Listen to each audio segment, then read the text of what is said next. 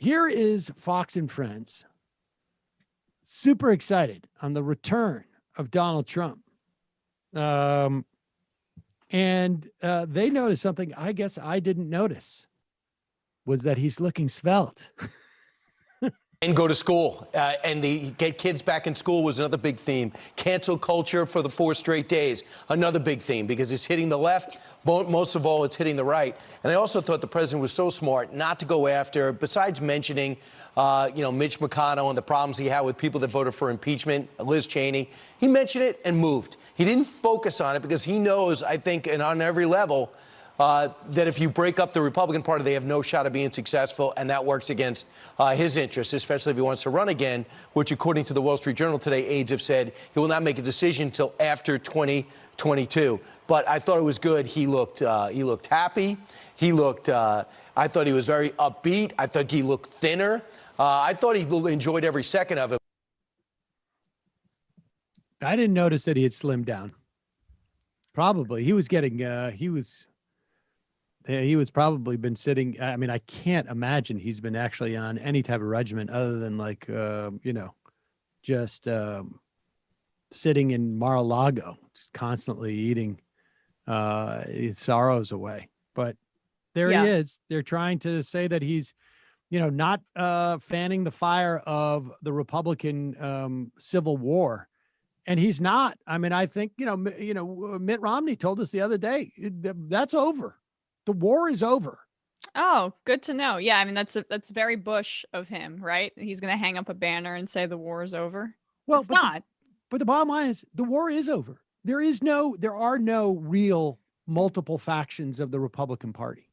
And those people who didn't vote for him at CPAC, I am quite sure, in their they did their straw poll, that their complaint was that maybe they think he's too old. I don't think there was like any of the problems that people would associate with Donald Trump that would signal a Republican Party that is getting more responsible. That is not what they were voting. That was not their hesitance. It was maybe the Civil War, was always about whether or not Trump could look hot or not, right? And now that he's slimmed down, everybody's happy. There was no, the thing is, sexy. There was no Republican civil. There never was. There was never any never Trumper movement that was anything other than, in the media. The bottom line is that to the extent that there were, Trump voters who abandoned him, it was, I think a large part, it wasn't, in any way ideological. It was that he was promoting the death of basically a strategy to deal with COVID by welcoming the deaths of old people. I mean, that's basically, I think that's the story. And poor people, and people with pre-existing conditions. Yeah, I mean, it's stunning. Stunning. I do see a bit of a rift opened up within the far right, which is what the Republican Party is. Is it a rift that makes ideological sense to us? No. Of course not. They all believe in essentially the same things, but it could be occurring on, many layers removed from anything real, as many things in our politics do. And, I think we should keep an eye on it. What do you perceive the rift? I mean, there are a lot of different factors here. I mean, the people who stormed the Capitol seem to represent sort of a new strain, a new mutation within the far right. It is certainly the Trump movement as connected to the QAnon movement. It's less partisan, and it is more of a cross-class alliance than like something like the Tea Party was, which was basically rich people who don't want to pay taxes. And there are working class elements in this that are, a junior partner, but certainly disturbing. And I think we need to be keeping an eye on this. Also, the QAnon people, they're less partisan in a weird way than you would expect them to be. I think these are exactly the same people as the Tea Party people. I mean, that is what, to the extent that there is, working class voters that were supporting Trump, I think a lot of them are Tea Party people. I mean, look, both parties brought out more people in this past election, right? I mean, there was 20 million new voters, maybe, I don't know, 15 million new voters. But I mean, do you, like, ideologically speaking, though, do you think that there is, I mean, I think there are people who like Trump and people who don't necessarily like Trump, but I don't see within the party.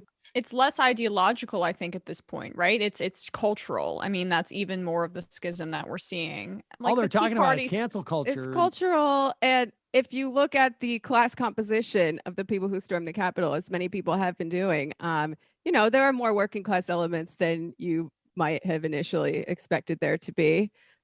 But the primary base, I think, remains the petty bourgeoisie, who tend to freak out when we have an economic crisis, when we have the falling rate of profit. They're being squeezed by the big bourgeoisie, and they're being squeezed by these COVID restrictions at the same time that, they see a Democrat coming into office and they're like, oh, well, he might raise the minimum wage to $15 an hour, and that's bad for us too. And it causes them to freak out in a lot of reactionary ways. And we've seen this throughout history, and we're seeing it right now, of course, dovetailing with all these strains of nativism and racism that have existed in this country for a very long time. But how about splits in the party, though? Like, the base is one thing, but like, what about the party itself?